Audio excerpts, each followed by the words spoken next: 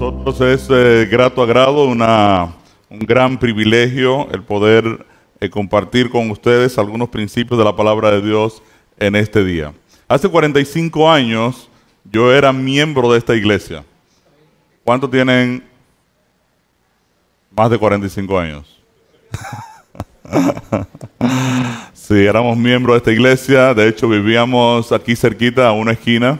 Mi padre pues trabajaba como instructor laico de la asociación. Así que tenemos un gran amor por Santiago. Yo me gradué en Locamaima, ¿verdad?, en el año 1986. Así que ya ha caído un poco de aguaceros de ahí a la fecha. Y estamos muy contentos hoy de poder estar con ustedes en este día de sábado compartiendo algunos principios de la palabra de Dios. Antes de orar, quiero aclarar algunas cositas. El libro que Jorge acaba de presentar lo escribimos con toda humildad, pidiéndole al Señor que fuera un libro que estuviera enfocado en presentar el Evangelio.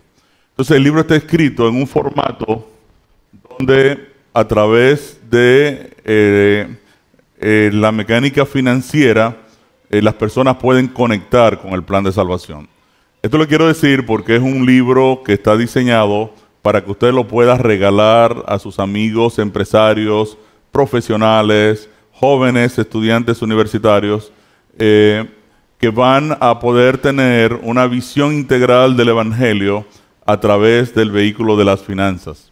Es una herramienta diseñada para confrontar a las personas con el plan de salvación y sobre todo el libro coloca, ¿verdad?, el Evangelio como el centro de la dinámica de la mayordomía cristiana en la vida de cada creyente.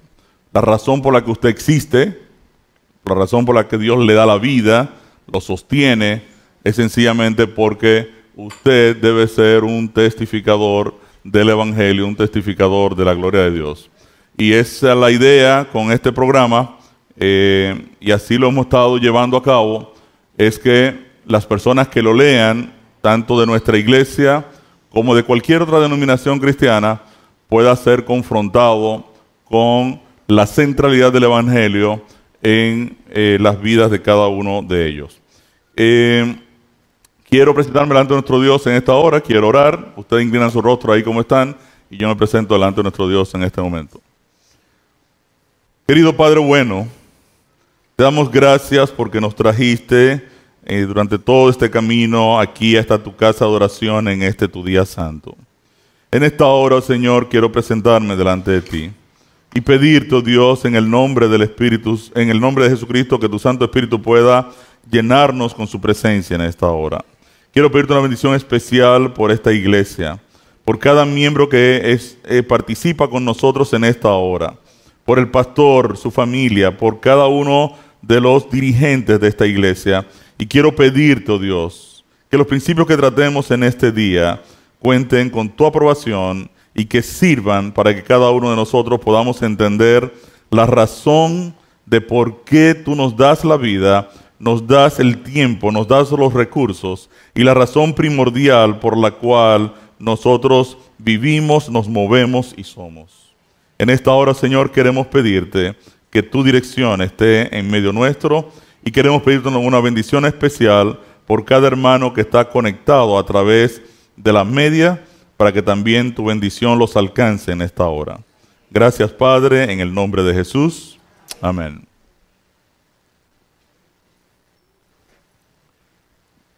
Siempre que hablamos de prosperidad, la relacionamos con el tema económico. La mayoría de personas entendemos el concepto de prosperidad desde una perspectiva del dinero, de cuántos recursos tengo.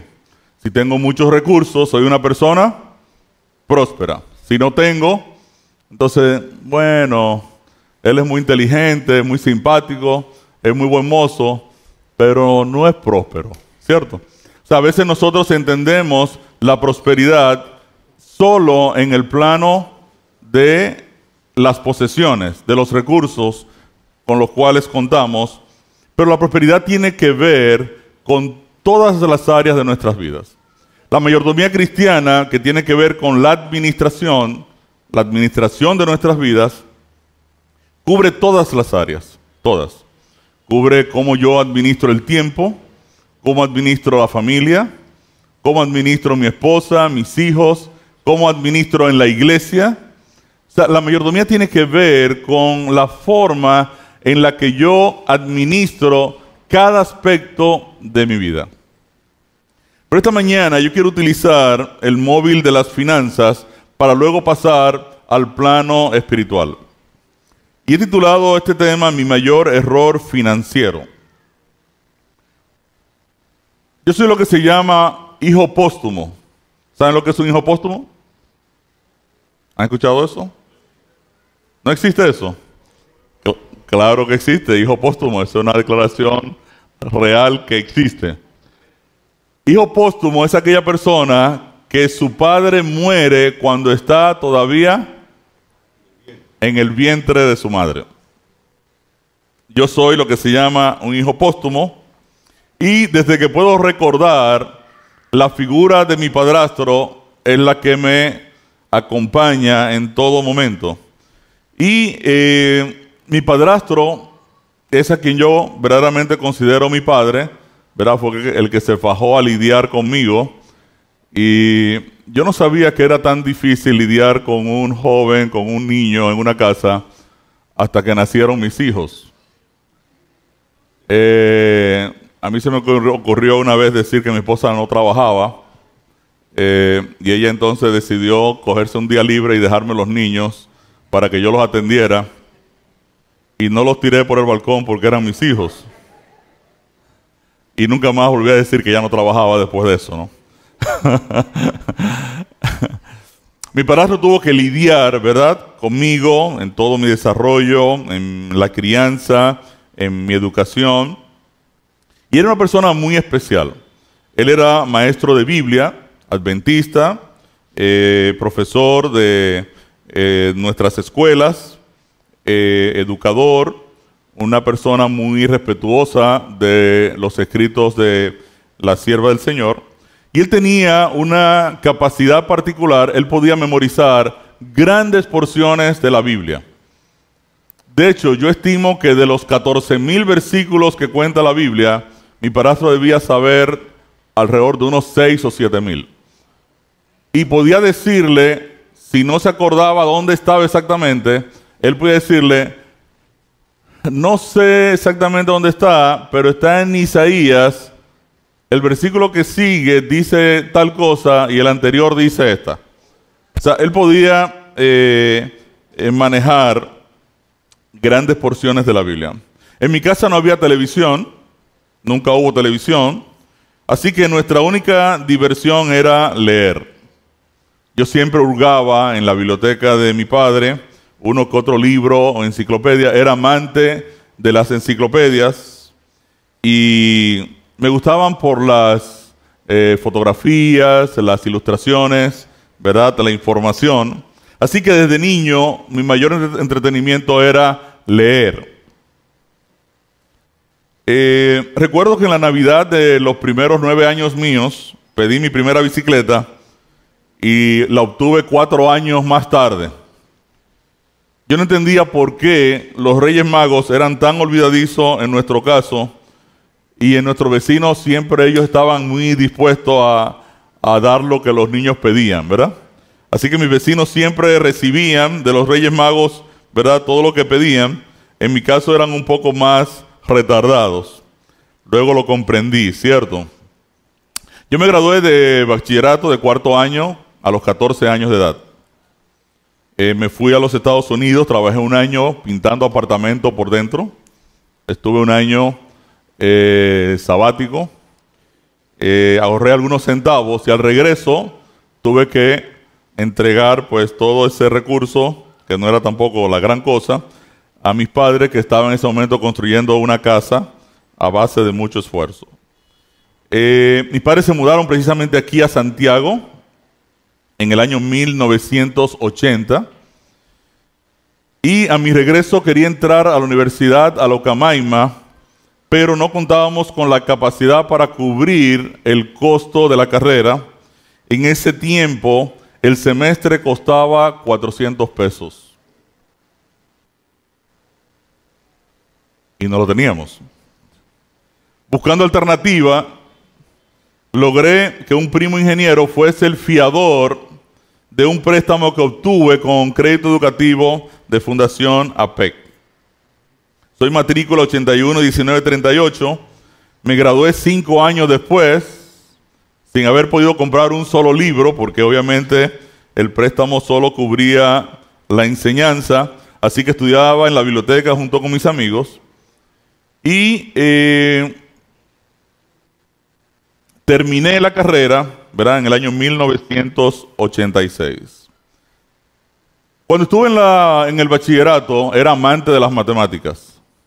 De hecho, en 4º año de matemáticas, nosotros tomamos nuestra escuela, que es el Colegio Adventista de Bonao, dividió el 4º año en 3 cuartos.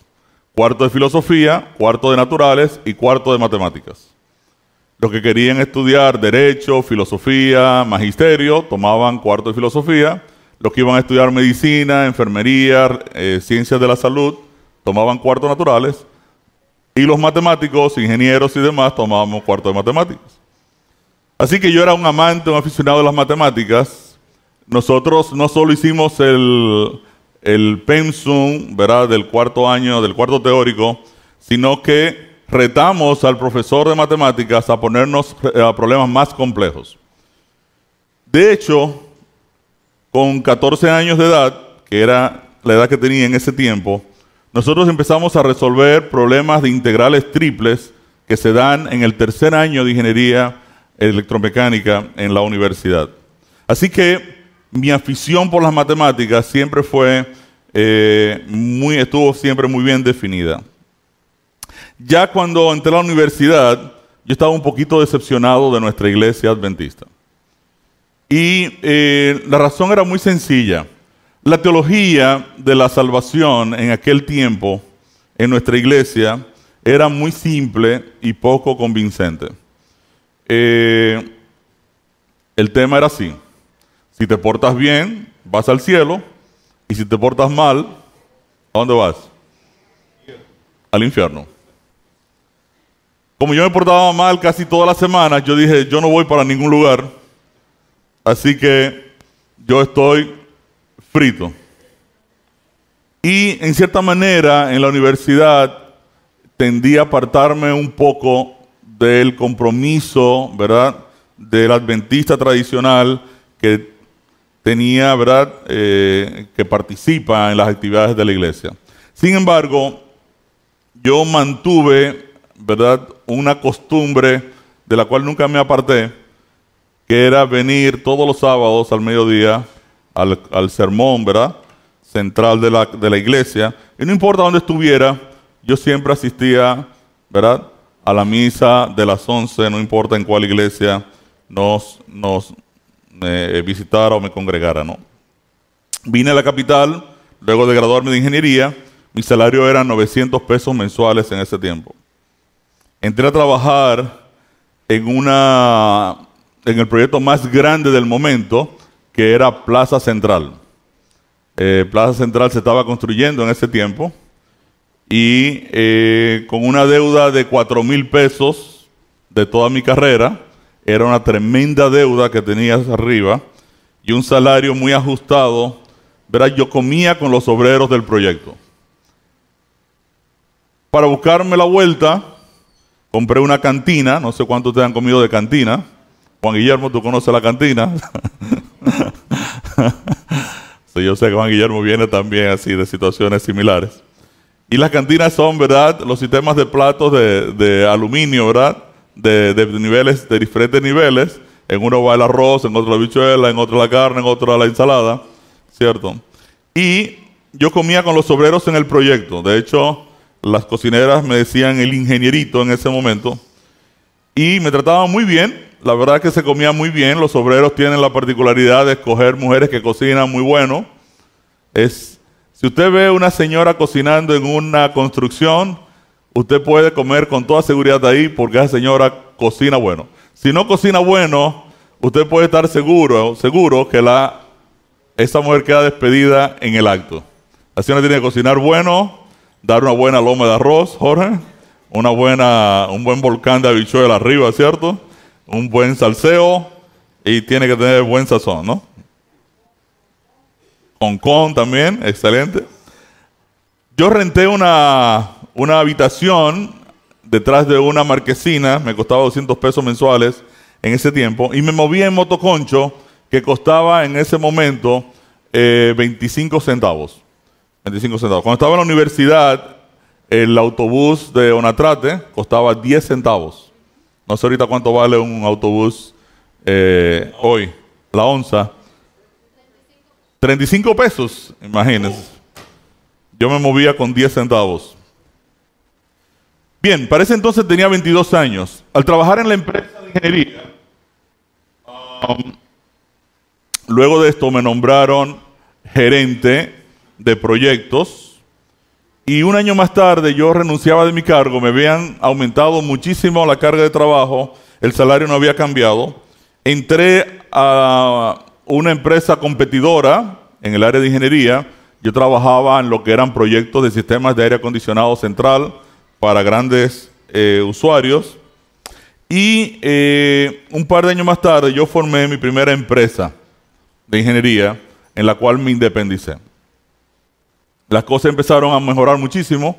Mi socio había sido mi jefe en la segunda empresa en la cual entré a trabajar.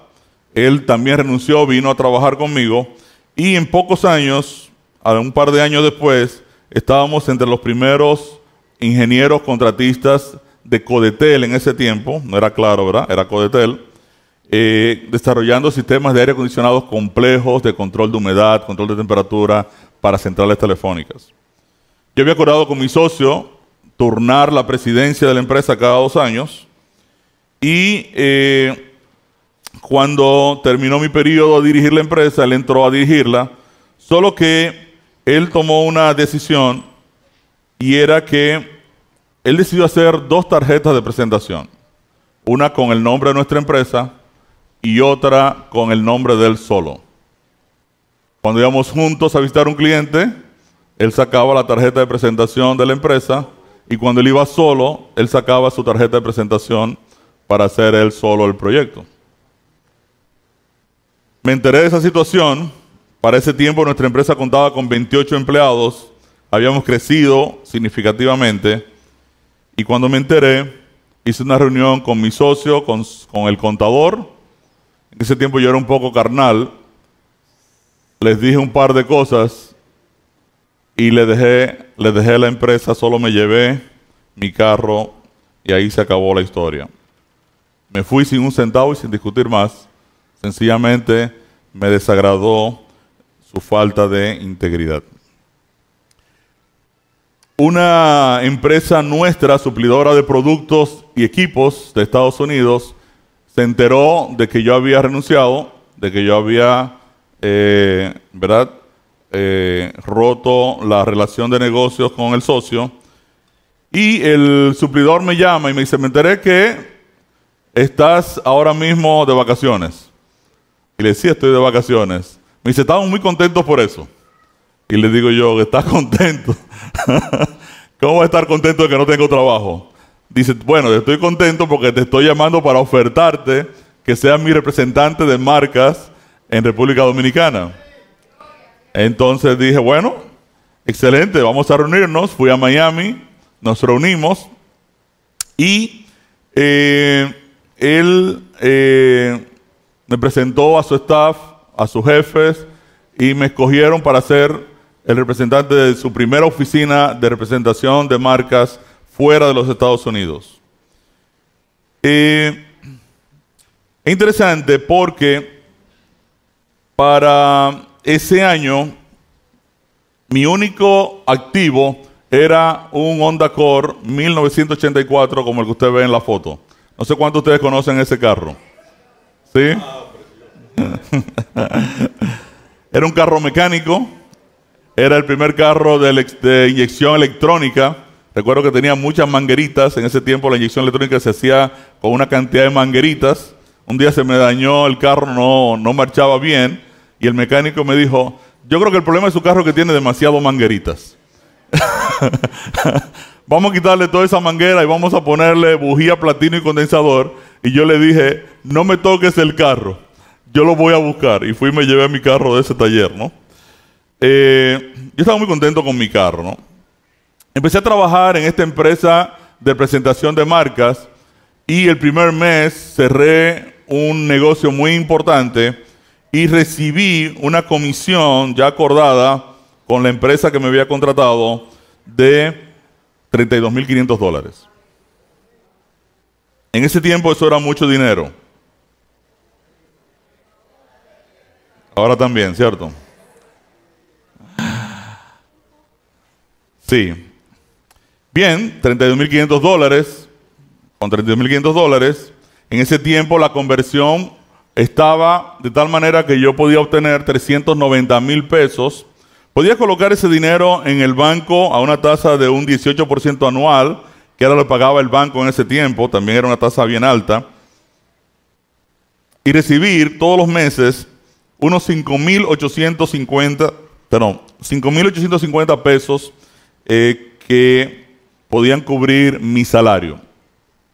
En realidad mi salario para ese tiempo era de 4,000 pesos mensuales, así que yo en el primer mes de empezar a trabajar, ¿verdad?, estaba en la posición de operar en lo que se llama libertad financiera, en el sentido de que el certificado financiero era capaz de producir mi salario mensual, y si yo decidía no trabajar ese mes, no había ningún problema. Alguien estaba pagando por mi salario.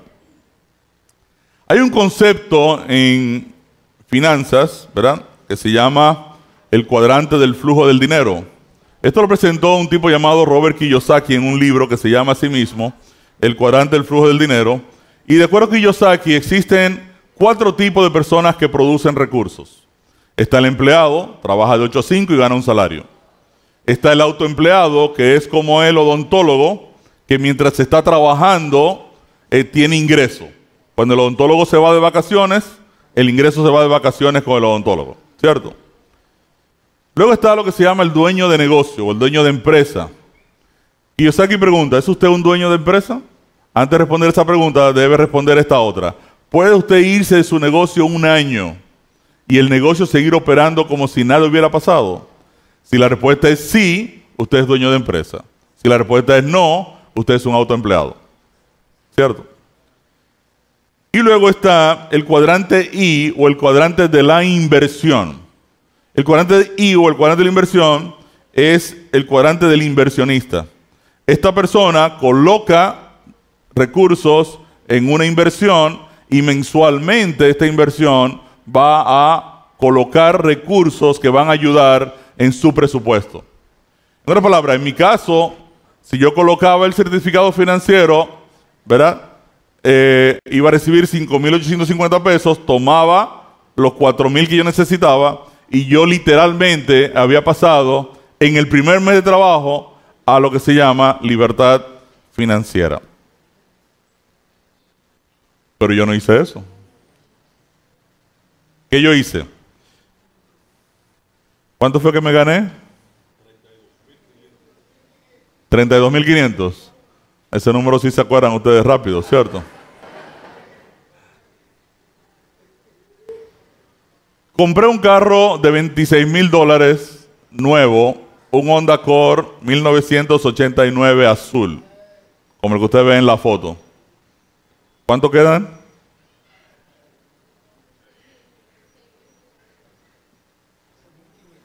$6,500. En ese tiempo acababa de salir el Laser Fax. El Laser Fax estaba revolucionando la industria antes, y nosotros somos de esa generación. Yo entiendo que somos la generación privilegiada porque hemos visto todo el desarrollo tecnológico en nuestras vidas.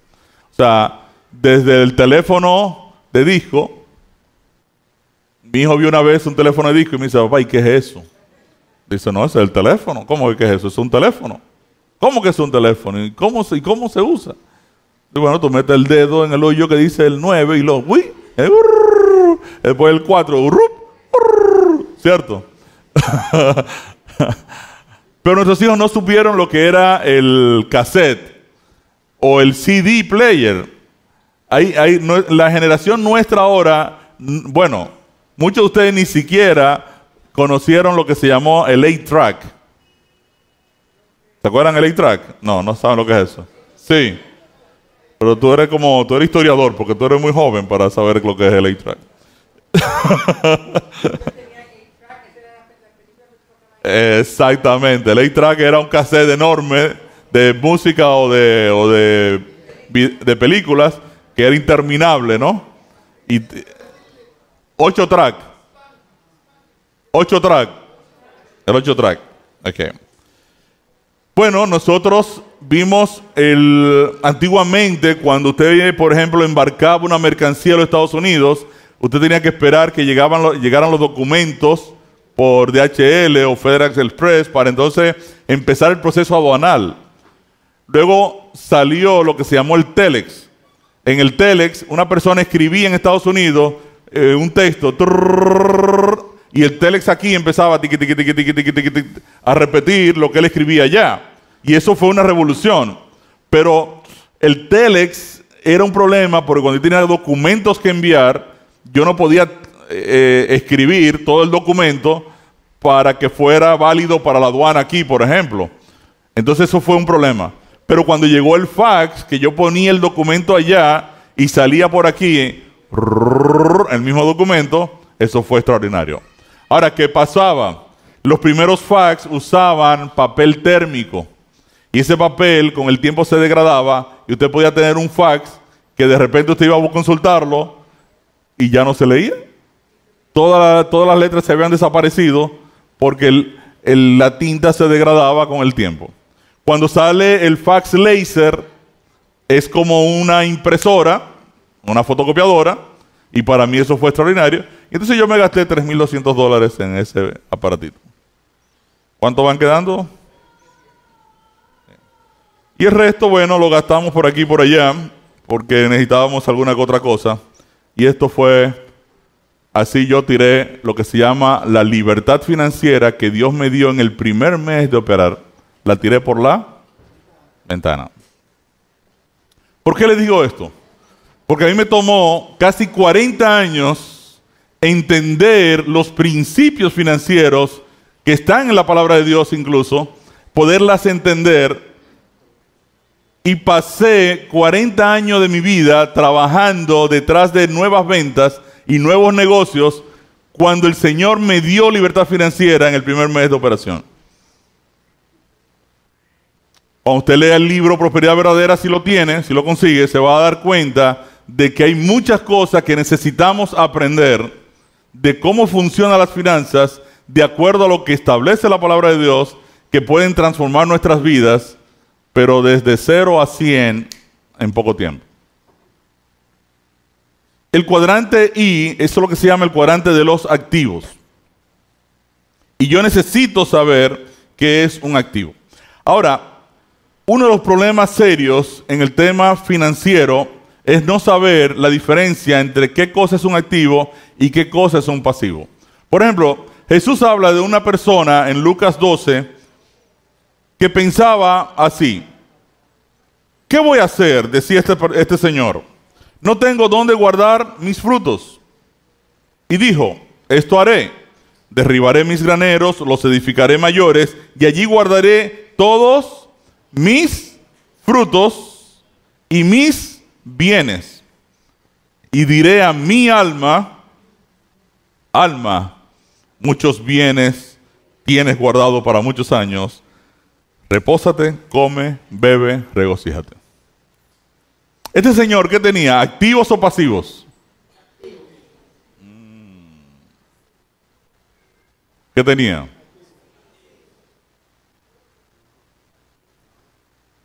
Tenía recursos. Ahora él tiene que decidir si esos recursos los coloca en activos o los coloca en pasivos. Y yo necesito saber eso rápidamente. En su dinámica de vida, como profesional, empresario, como ente que genera recursos, usted tiene que saber. Y usted tiene que hacer la tarea de prepararse. La Biblia tiene más de 2.350 versículos relacionados con el manejo del dinero. Y en nuestras iglesias no se habla de esto. De hecho, no debiera haber personas con problemas financieros en nuestras iglesias, porque la palabra de Dios tiene una cantidad de información impresionante con relación al tema de las finanzas. Y es el llamado que Dios le hace a los empresarios de nuestra iglesia. Si usted es empresario, usted tiene la tarea de educar a las personas más necesitadas en los principios financieros de la palabra de Dios. ¿Por qué? Porque nuestra hermandad es un testimonio, es un ejemplo de conocimiento de la palabra de Dios en sus vidas prácticas. Y nosotros como empresarios estamos llamados no solo al desarrollo teológico de nuestra iglesia, al conocimiento de la salvación, sino a cómo funciona de manera práctica la dinámica financiera de las vidas de nuestros hermanos. Tenemos esa responsabilidad. A veces tenemos empresarios totalmente desconectados de la iglesia. Personas que entienden que existen solo para producir y producir y producir. Este señor que está pensando en guardar todos sus frutos, sus bienes, para entonces decirle a su alma, se pierde un elemento central, que ni los frutos, ni los bienes, ni el alma de él son de él. Él está tratando de armar un modelo financiero con una cantidad de cosas que no le pertenecen.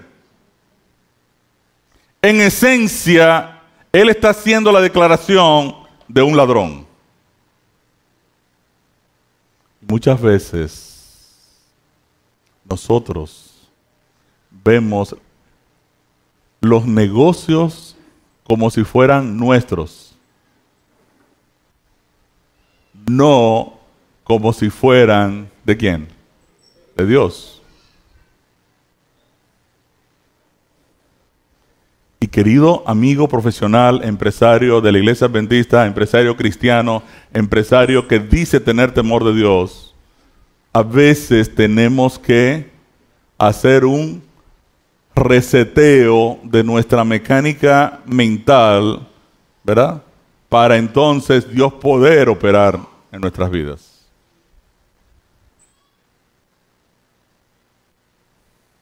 Jesús termina esta parábola diciendo, y esa noche le dijeron, brother, usted se muere esta noche. ¿Qué usted va a hacer con todos esos proyectos y todos esos planes y todo eso? ¿Qué vas a hacer con eso? ¡Oh!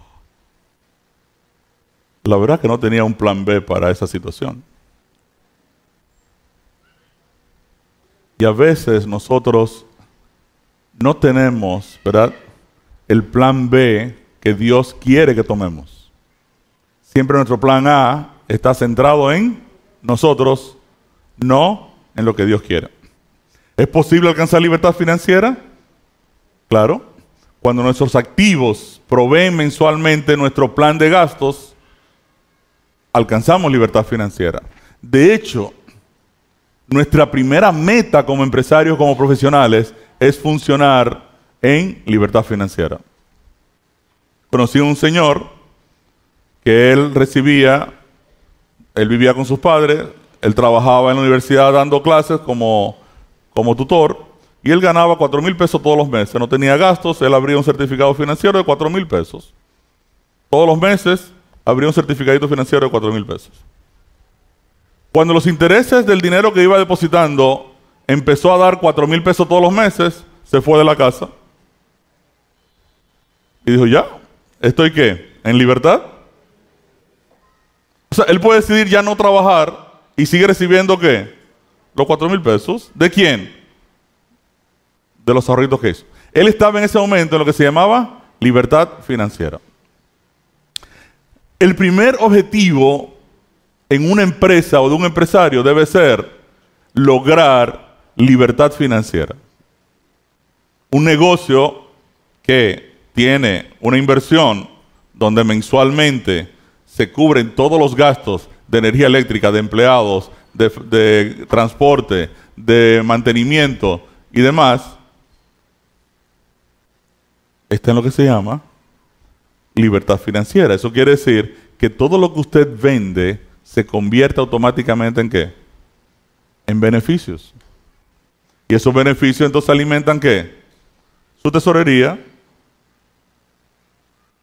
Entonces, regla número 1, y estoy trabajando solo con el tema de las finanzas, vamos a pasar al plano espiritual. La regla número 1 de las finanzas es, usted debe saber la diferencia entre un activo y un pasivo, y debe adquirir activos. Si desea ser rico, eso es todo lo que se necesita saber. Es la regla número 1 de las finanzas. A mí me tomó 30 años entender esto. Un activo es aquella inversión que pone dinero mensualmente en tu bolsillo. Y un pasivo es aquella inversión que todos los meses te saca dinero del bolsillo o no te pone. Me iba de vacaciones un fin de semana con la familia, íbamos para Las Terrenas. Estoy ahí almorzando, teníamos un grupo de almuerzo empresarial con hermanos cristianos de todas las denominaciones. Todos los viernes nos reuníamos 8 empresarios de diferentes denominaciones cristianas y eran unos almuerzos bien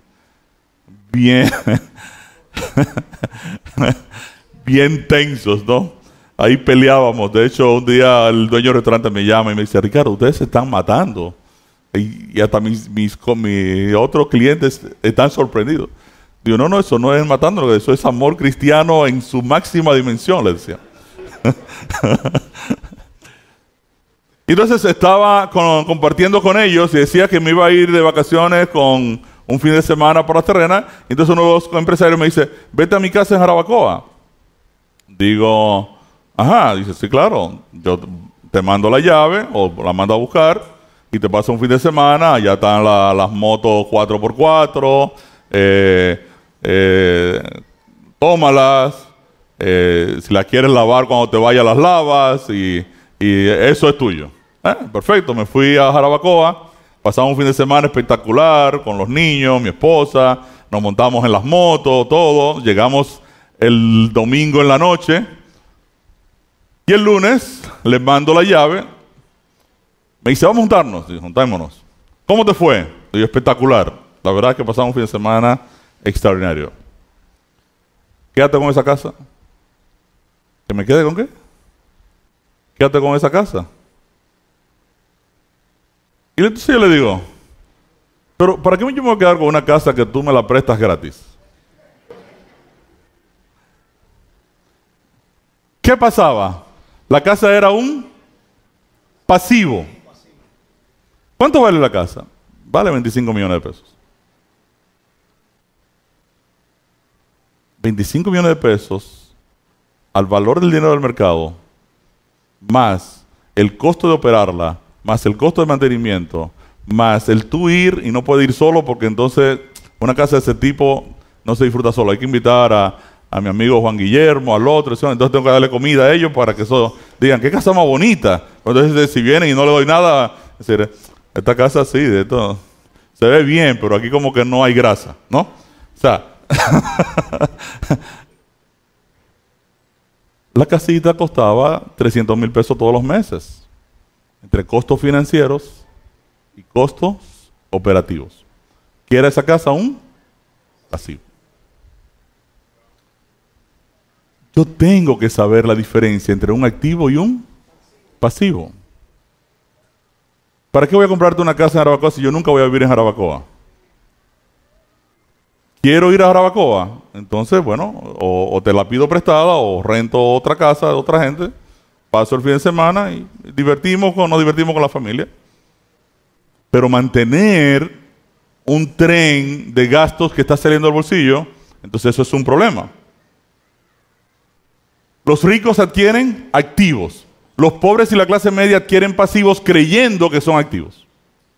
Y esa es la gran diferencia en el plano financiero humano.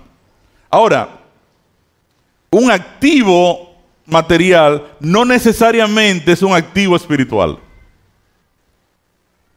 Y es aquí donde viene el problema de que la manera en la que un creyente opera con las finanzas es muy distinto a la manera en que una persona no creyente funciona con las finanzas. Mientras la persona no creyente se queda en el análisis financiero y qué es un activo y qué es un pasivo y qué es lo que produce dinero y qué es lo que no produce dinero, el creyente espiritual tiene que entender ahora si ese recurso en realidad es un activo espiritual o no es un activo espiritual. Y por lo general los cristianos tienden a confundirse y consideran que los activos materiales son activos espirituales. Y ese fue el problema de los amigos de Job. Job, tú tienes problemas. Y Job le dice, ¿por qué tengo problemas? O tú lo perdiste todo. O tú no te has dado cuenta que lo perdiste todo. Y Job dice, bueno, sí lo perdí todo, pero ¿cuál es el problema? Yo no tengo. Tú tienes problemas con Dios. Tú tienes que revisarte. Y Job dice, pero es que no sé qué es lo que está pasando. De hecho, hasta cuando ando por las calles y veo que va a pasar una muchacha buena moza, yo quito hasta la vista, decía Job. Yo he ayudado al pobre, les pago a mis empleados a tiempo, mantengo mi relación con Dios, sacrifico, hago sacrificio por mis hijos. Aquí hay un problema, no lo entiendo. Y los amigos les dicen, tú perdiste tus activos. Y si perdiste tus activos materiales, significa que tu relación con Dios está mal.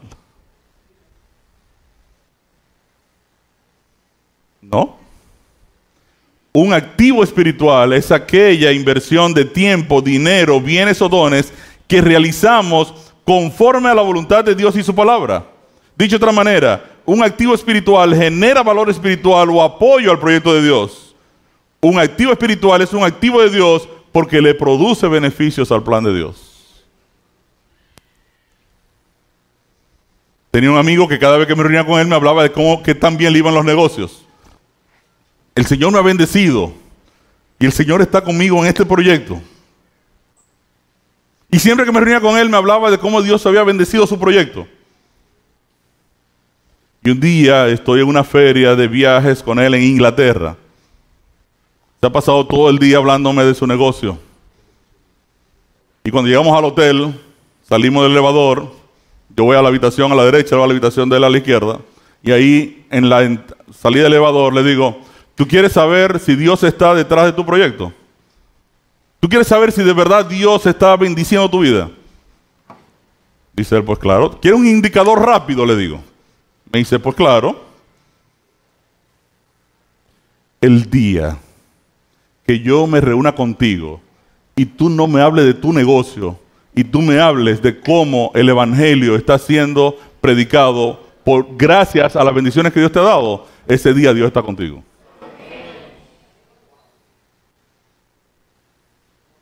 Porque yo quiero decirte, le decía yo a él, que si tu negocio no financia el proyecto de Dios, a Dios no le sirve para nada, mi querido. Tu negocio y nada es lo mismo. Es más, hasta lo puedes perder.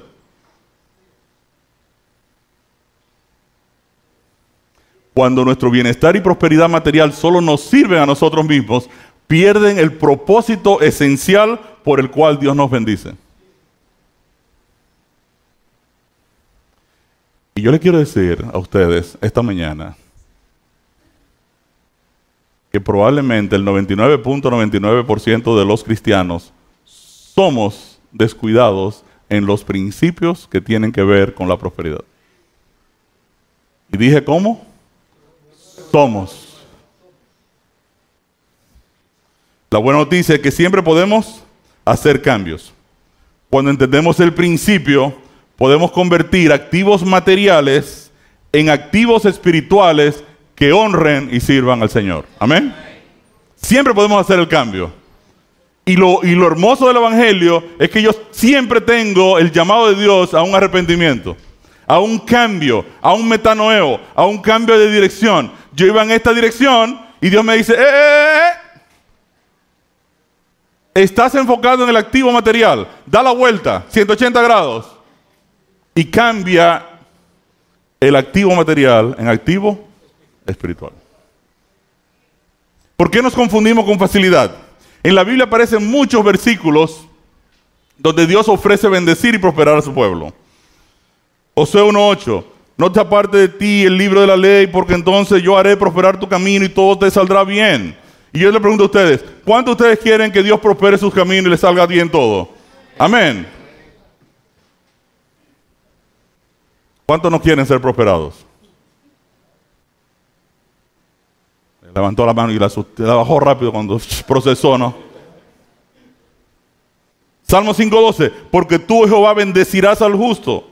Salmo 92:12, el justo florecerá como la palmera. Proverbios 15:6, en la casa del justo hay gran provisión. Muchos versículos hablan de que Dios quiere bendecirnos. Todo el capítulo 28 de Deuteronomio habla de bendiciones y maldiciones.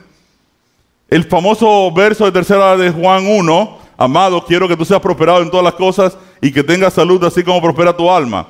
Mateo 6:33, busca primeramente el reino de Dios y su justicia y todo lo demás te va a ser añadido. Con toda esa batería de versículos, muchos no prosperamos.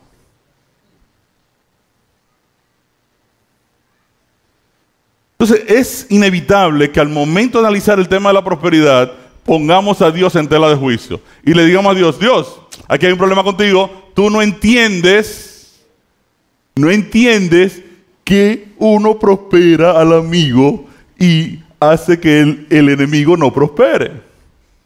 Señor, parece que tú te perdiste en lo que es lógica simple.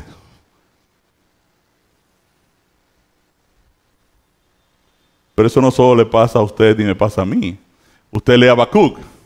Y Habacuc inicia su escrito diciéndole a Dios, ¿hasta cuándo, Jehová, te voy a clamar y tú no vas a oír? Voy a dar voces a ti a causa de la violencia y no vas a salvar. O sea, ¿por qué me haces ver molestia, iniquidad? Hay destrucción y violencia delante de mí, pleito y contienda se levantan. La ley es debilitada, el juicio no sale según la verdad. El impío asedia al justo, todo sale torcido. ¿Qué pasa contigo? En el justiciómetro de Habacuc, Dios está en cero. Tu justicia está mal. Dios, tienes que revisar esto. Y muchas veces yo le he dicho a Dios eso. A veces mis oraciones con el Señor han sido muy tensas y he tenido que decir al Señor, Señor, una vez le dije, mira, como Moisés está ahí al lado tuyo y Elías, pregúntale a ellos, ¿qué significa ser humano? Involúcrate, resuelve.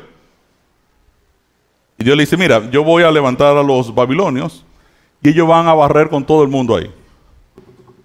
No, tú dices, no, espera, así tampoco, porque o sea, se van a llevar hasta los buenos. Y dice, sí, todos se van. Y Habacuc dice, no, espere, vamos a renegociar esto, ¿cierto? Jeremías dice, porque fueron hallados en mi pueblo impíos, sus casas llenas de engaños, así se hicieron grandes y ricos, se engordaron y se pusieron lustrosos. ¿Qué significa que una persona engordó y se puso lustrosa? ¿Por qué la gente se pone lustrosa? ¿Qué es una persona lustrosa? Brilloso, gordito, así como yo, ¿verdad? Cuando uno comienza a engordar, la piel se estira y uno comienza como a brillar. Sí, gordo y colorado. Sobrepasaron los hechos del malo, con todo se hicieron prósperos. ¿Quiénes se hicieron prósperos? Los impíos.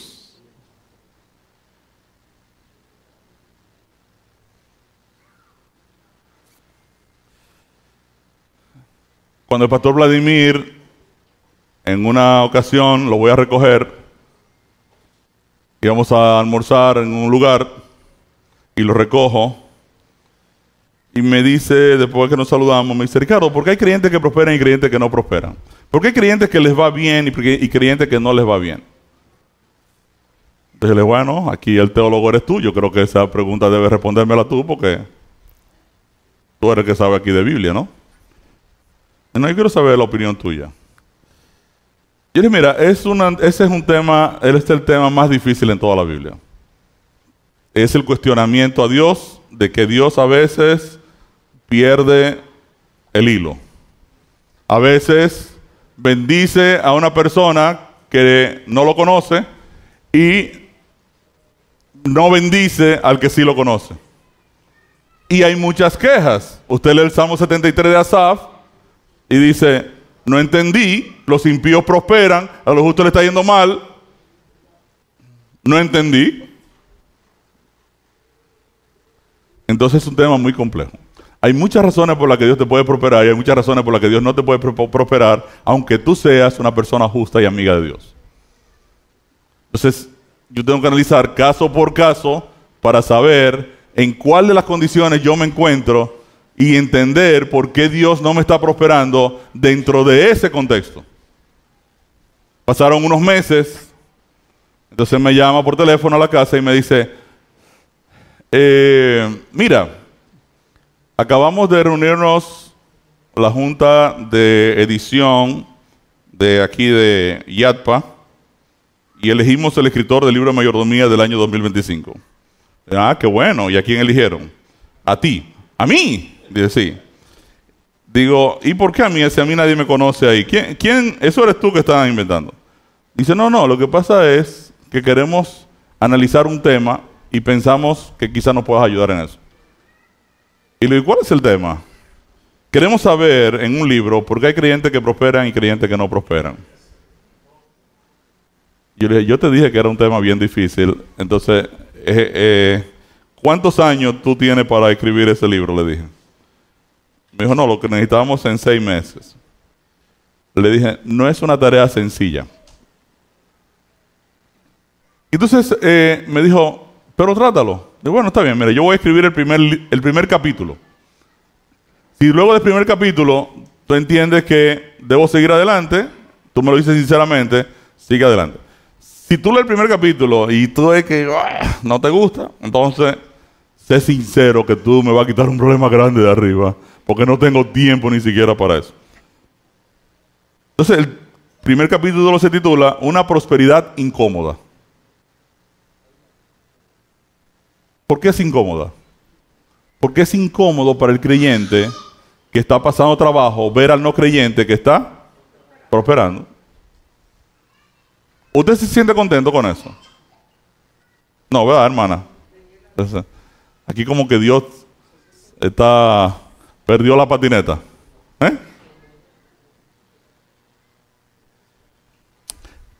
Muchas razones por las que podemos no prosperar. Un desconocimiento de la voluntad de Dios. La Biblia está cargada de principios financieros y yo sencillamente no los he estudiado. Yo sigo trabajando con los principios que yo conozco, los que he aprendido, pero no he dedicado tiempo a entender cómo funciona, ¿verdad?, las finanzas desde la perspectiva de Dios. Si yo le preguntara a ustedes, ¿quiénes son las personas que hoy controlan el mundo financiero? Usted se da cuenta que son los judíos. Dice, oh, Dios los ha bendecido extraordinariamente. No. Dios no lo ha bendecido porque son judíos. Lo que pasa es que los tipos han aplicado en sus vidas los principios de la Torá, que son los libros de Génesis y Deuteronomio. Y usted va a ver que cuando ellos comienzan a hacer negocios, ellos van a hacer negocios siguiendo los principios. El judío no se te va a endeudar para hacer el negocio, él se va a asociar con otro que le va a poner capital y ambos asumen el riesgo. Dice, gano menos, pero no nos endeudamos. Al final, lo que tú te ibas a ganar solo, lo ibas a perder en su gran mayoría porque se lo iba a pagar al banco. Al final te va a quedar la misma participación financiera de beneficios en el negocio. Ahora, los tipos han prosperado, ¿por qué? Porque han puesto en práctica en sus vidas la palabra de Dios. una persona puede no prosperar financieramente porque desconoce los principios de la palabra de Dios, porque es nuevo en la fe, o porque sencillamente la iglesia no los está explicando, o no los estamos educando a nuestros miembros en temas de finanzas desde una perspectiva de la palabra de Dios. O de igual manera la persona puede decir, sí, es verdad, pero yo prefiero seguir haciéndolo en la vieja forma. Usted viene y le dice, o el pastor viene y lo asesora y dice, mira, no puede llevar doble contabilidad. Le dice, bueno, pero así lo hizo mi abuelo y mi tatarabuelo y mi papá. Sí, pero Dios dice que en su negocio la contabilidad es transparente. Entonces ahora tú tienes que tomar la decisión de si haces el cambio o no haces el cambio. Tengo un suplidor ferretero que no quiere hacer factura con comprobante fiscal. ¿Y qué yo le he dicho? Pues no te compro. O sea, yo no voy a pagar impuestos, pues no vas a vender. Simple. Entonces, fíjense que a veces la tosudez de las personas entonces los hace no prosperar. Entonces puede haber un desconocimiento de la palabra de Dios y la persona no prospera hasta que no aprenda.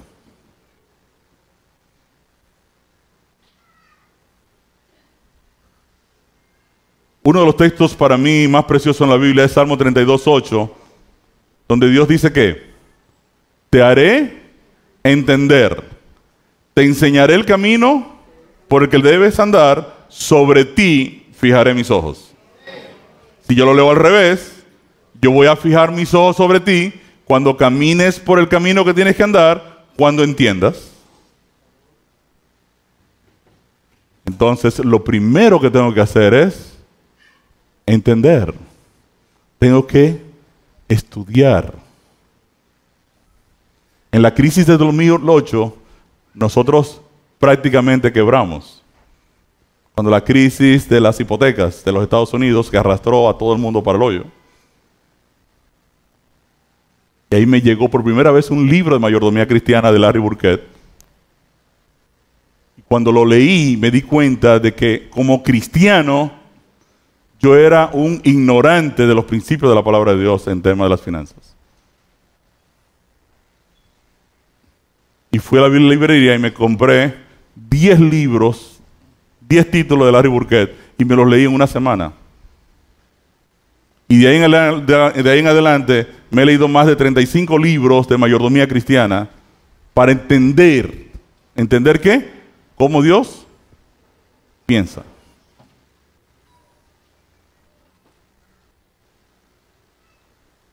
La Biblia en 1 Corintios 4, 1 y 2 nos dice,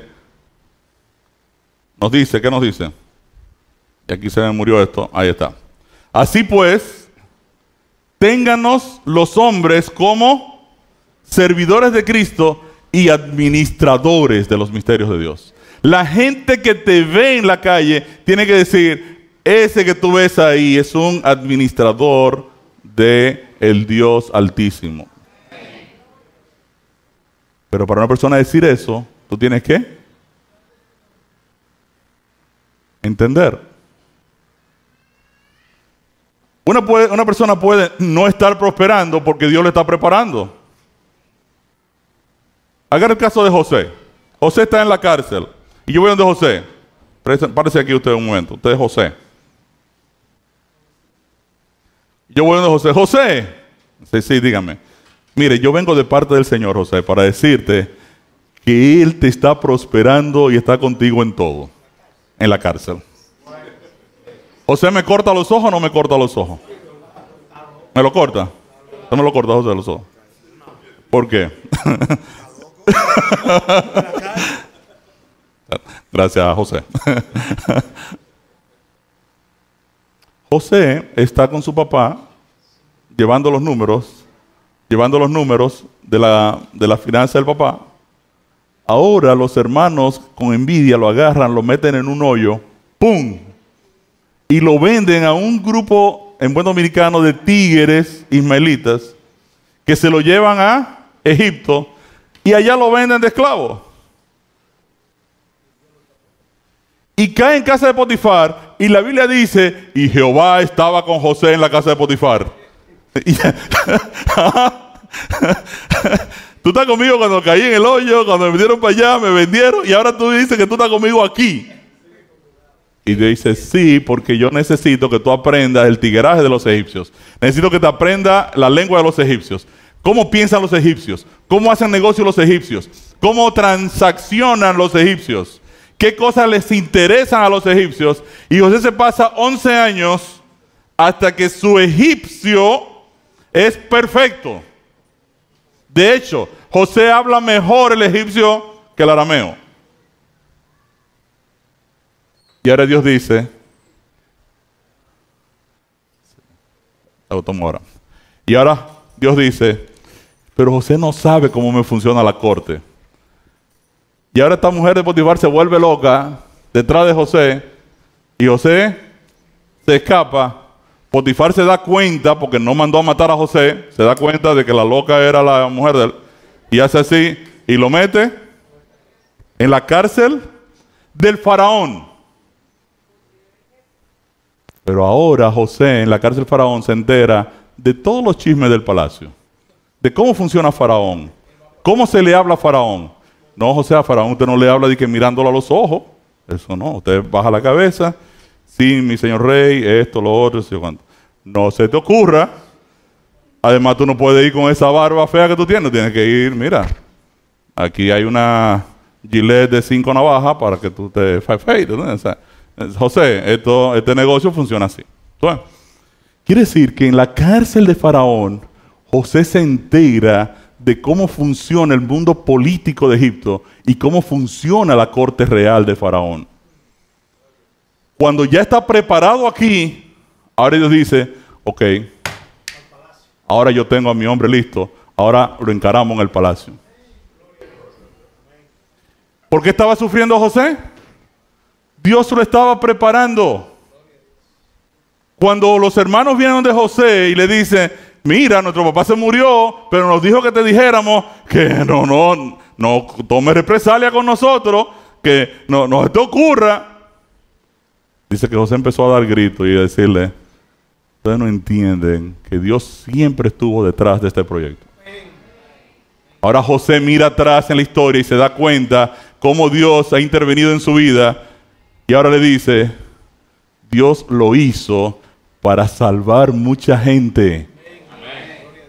Yo te quiero decir esta mañana, probablemente tu sufrimiento hoy es Dios te está preparando para que tú seas un ente de salvación para muchas personas. Tú necesitas preparación. Tú puedes no prosperar por seguir aplicando errores pasados en tu vida. Puede ser que Dios quiera probar tu fe, como el caso de Job, o que haya un llamado específico en tu vida de sufrimiento, porque Dios quiere en ese esquema, Dios quiere utilizarte. Juan el Bautista era pobre, sí. Fue próspero. Jesús dice que de los nacidos de mujer no se ha levantado un hombre más grande que Juan el Bautista. ¿Y ustedes creen que Juan el Bautista comía filete y arroz con habichuela todos los días y pollo guisado? Langosta con miel, que era lo que él encontraba en el desierto. Pablo fue una persona próspera. ¿Murió cómo? Decapitado. Pero las 13 cartas del apóstol Pablo le han dado la vuelta a la humanidad y han colocado a la humanidad en el contexto y en el camino de la salvación. Quiere decir que tú puedes no prosperar porque Dios te quiere en un llamado en particular para trabajar en un aspecto particular de su proyecto, de su gran plan de redención de toda la humanidad. Amén. Así que quiero animarte. El libro no es mío, el libro es de IATPA, de hecho es de la División Interamericana. quiero animarte, por lo menos para que empieces a interesarte por los temas financieros que aparecen en la palabra de Dios, los principios de prosperidad, y quiero animarte a leer el libro Prosperidad Verdadera. Hagan un proyecto para compartirlo, amigos, empresarios. Si hay personas entre ustedes que pueden comprar varios libros, dénselo a los jóvenes. Me impactó muchísimo el testimonio de muchos jóvenes que estudian con mi hijo, que dijeron nuestras visiones de la vida cambiaron cuando leímos el libro. Yo quiero animarte a entender que Dios quiere prosperar a su pueblo. Dios quiere prosperar tu vida, quiere prosperar mi vida, pero Dios necesita también enseñarnos y que nosotros aprendamos también a modificar muchos esquemas que llevamos hoy en día que necesitan ser completamente transformados. Amén. ¿Qué les parece si oramos para terminar? Vamos a ponernos de pie.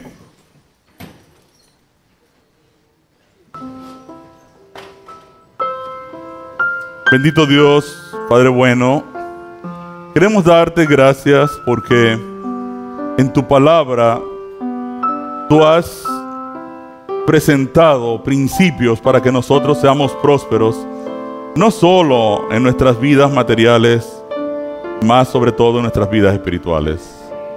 Y en esta hora, oh Señor, yo quiero interceder delante de ti por cada uno de nosotros, por nuestras vidas, oh Dios, nuestros hogares, nuestras familias, las personas sobre las cuales influimos, nuestros vecinos, los amigos con los cuales trabajamos. Enséñanos, oh Dios, a administrar nuestras vidas conforme a tu voluntad, conforme a tu propósito, y que cada persona que se conecte con nosotros pueda decir: yo soy amigo de un administrador de los misterios de Dios. Que las personas puedan entender que cuando conectan con nuestras vidas, están conectando con la presencia de tu Santo Espíritu que habita en cada uno de nosotros. Transforma nuestras mentes, oh Dios. Transforma nuestros caracteres. Transforma, oh Dios, nuestras vidas.